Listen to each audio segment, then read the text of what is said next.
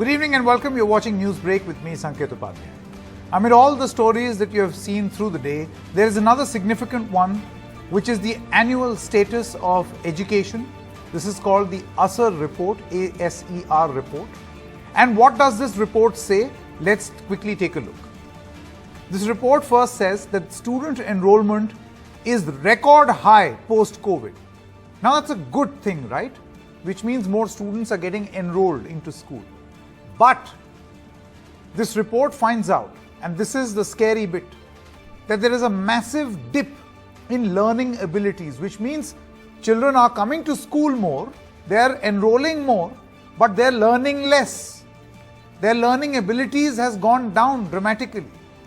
The report then says that basic reading ability of kids is down to pre-2012 levels, which means we have gone back 1 decade. 1 decade of achievement wiped off. The report continues to say there is a decline which is visible in both government and private schools. The ability of children to read English is at 2016 levels, which means we have again gone back by those many years. Now, is this a result of the pandemic or something else? One does not know. We'll try to find out. Now, here is another interesting graphic that you see on your screen right now. The proportion of girls aged 15 to 16 who are not in school has dropped since 2018. That's the figure on your screen right now. In 2016, it was 16.1%. In 2018, it was 13.5%. And now in 2022, it is 7.9%, which means this has halved in most states that had more than 20% girls out of school in 2006. Now let's also get you a very interesting statistics from this report, which talks about the proportion of kids taking paid tuition, and that has increased since 2018. So this is education outside of the formal education, education outside of the school education. So in Bihar in 2018 it was 62%. In 2022, it has jumped by 9.6%. In Nagaland, jumped by 9.4%. In Jharkhand, it has jumped by 8.4%. Now, this is a direct reflection of the learning ability of people in these states, the original point that this report was making.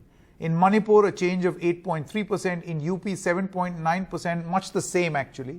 In Assam, 6.5%. And the all India average of people taking private tuitions has increased from 26.4% in 2018 to 30.5% in 2022, which is a change of 4.2%.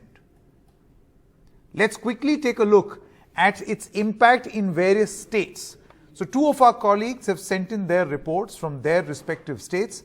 Here is my colleague Harsha Kumari Singh's report from Rajasthan. The annual survey of education report has pointed to some worrying trends with children coming back into school after 2 years of COVID. मेरे साथ यहाँ की principal भी है ma'am, एक minute इधर आइएगा. Principal ma'am है राजकीय उच्च प्राथमिक विद्यालय मीनावाला की. मैम आपका नाम बताइए. अनीता चौधरी. अनीता मैम, अभी हमने जैसे ये थर्ड और फिफ्थ के बच्चों से बात करी है, तो लर्निंग आउटकम में फर्क आया है. इंग्लिश में रीडिंग में ज्यादा मुश्किल है, हिंदी में मात्रा में है. मैथमेटिक्स आप पढ़ाते हैं, उसमें क्या देखा है आप? मैथमेटिक्स में ये दिक्कत है कि बच्चों के क्या है, ये अंक को ही लिखना भूल गए. सबसे मेन समस्या तो थी, जैसे मैं बोलूंगी 36, वो 63 लिख रहे हैं. मैं बोलूंगी 63, वो 36 लिख रहे हैं. क्योंकि वो गिनती भूल गए, उसके बाद वो पहाड़े भी भूल गए. कि लिखना नहीं आएगा बच्चे को, पहाड़े भूल गए तो वो गुणा भाग में दिक्कत आने लगी. तीसरी, चौथी और पांचवी के बच्चे को सबसे ज्यादा मात लगी. और डिजिटल डिवाइड की जो बात है वो तो है ही. जैसे हमने देखा है कि जो डिजिटल डिवाइड है, जिसके पास फोन नहीं था वो तो पीछे रहा है. नहीं, वो तो फोन ही नहीं था तो बच्चा घर से कैसे पढ़ेगा. और उसके पास अगर फोन था तो भी वो पेरेंट्स के पास एक है, वो मजदूरी करने जाते, खुद लेके जाते हैं, वो बच्चों को नहीं देते हैं. उनको ये भी समझ नहीं है कि बच्चा क्या करेगा उस फोन का. वो तो ये जानते हैं कि पीछे से खेलेगा, पढ़ेगा थोड़ी. So the annual survey of education report pointing out to what these children have also actually said is applicable to them. The drop in learning outcomes, especially in reading abilities and also in mathematical abilities when it comes to multiplication and division.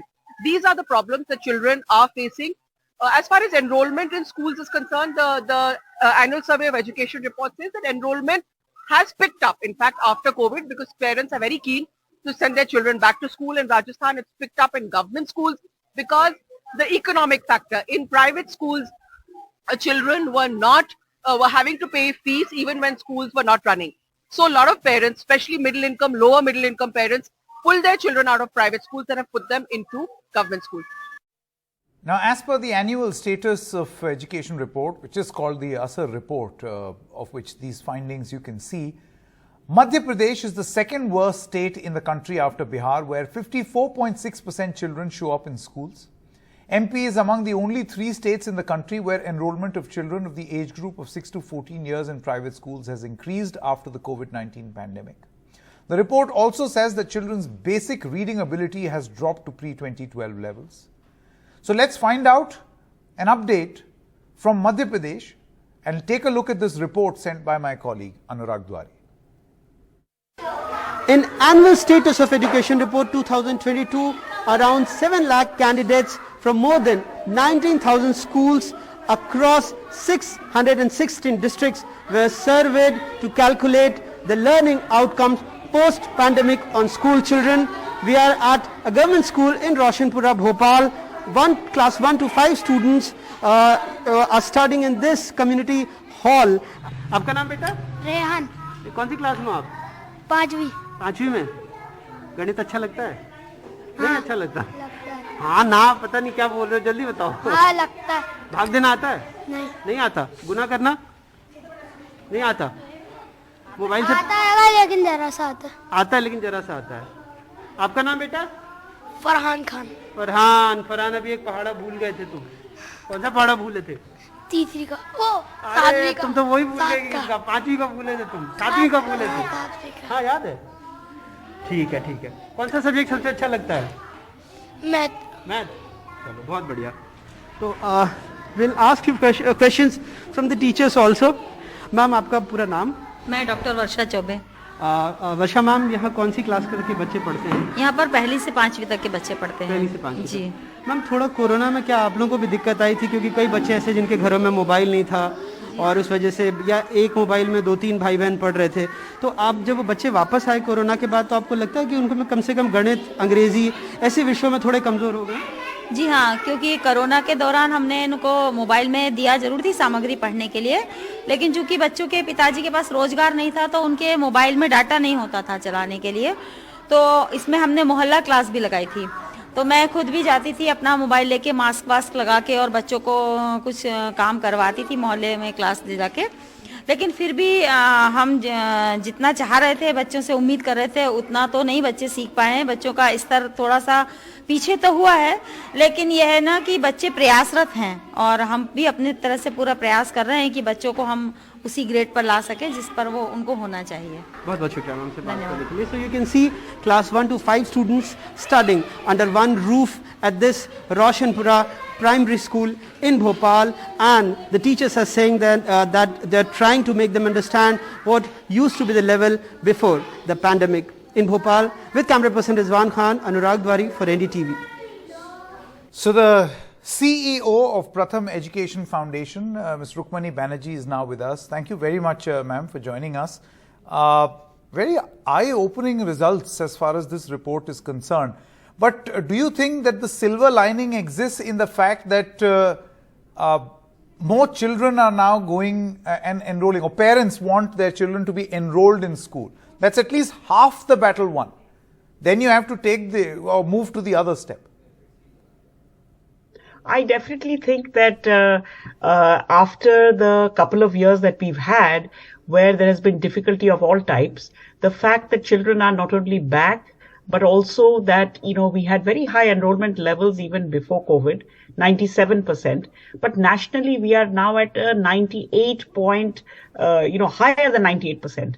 This, to me, signifies that parents, communities are saying that the right place for our children is school, and that they are back, back enthusiastically and energetically.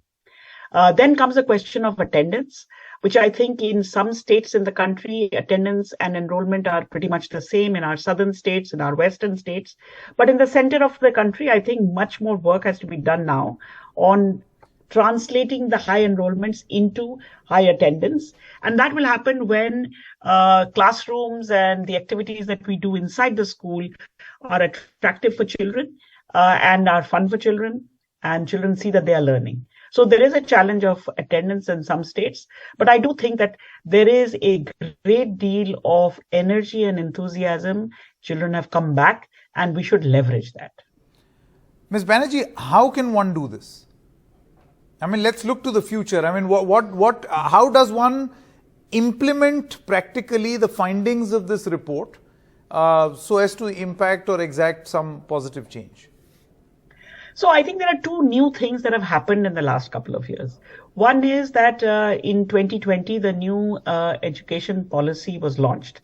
And the new education policy, at least for us here at Pratham, who deal largely with pre-primary and primary level kids, is that there are some new goals. One important thing in the policy, which is very clearly stated, is that we should look at the age group 3 to 8 as a continuum and begin working with our kids, not wait till they are in first standard, but actually start while they are in Anganwadi or they are in pre-primary grades. And so that's a clear directive, and I think that that is being translated into action in different states in different ways. Some states like Haryana, like Andhra Pradesh, have begun to strengthen the early childhood education component in the Anganwadis. There are many other states which have brought in a pre-primary section into their primary schools. For example, in Himachal, in Punjab, these are states which have actually started doing this even before the new education policy came. So these are concrete examples of how policy is being translated into practice. But I think another important thing that the policy points to is that there is a national goal now. Nipun Bharat is the flagship program trying to translate that goal into practice. And the goal is that by the time children reach standard 3, we should have every child with foundational literacy and numeracy skills, which means basic ability to read and basic maths that they can do. Now, if you look in our Aser report 2022 and compare the 2022 levels with the last decade of results, you will see a drop. On the other hand, if you will also see that from 2012 onwards, there is a slight increase that is beginning to happen in these basic foundational skills. We asked in our survey, we asked schools. The survey is done in the household, but in each sample village, a school is also visited. And we asked almost 17,000 schools across the country, have you received any directive about the foundational literacy and numeracy programs? And has any teacher from your school been trained? The answer to us was quite an eye-opener. The answer was 80% of schools said that they have received instructions, guidelines, or directives. And at least one teacher from their school has already been trained. Now remember, most of our schools opened only in April. There was a very hot summer, so we had a summer vacation. And Aser went to schools and to villages in September. So to be able to translate all of this into actual sending instructions. And finally, I would say that, the part of the new education policy and part of the rollout of implementation is, coming up with a new curriculum framework.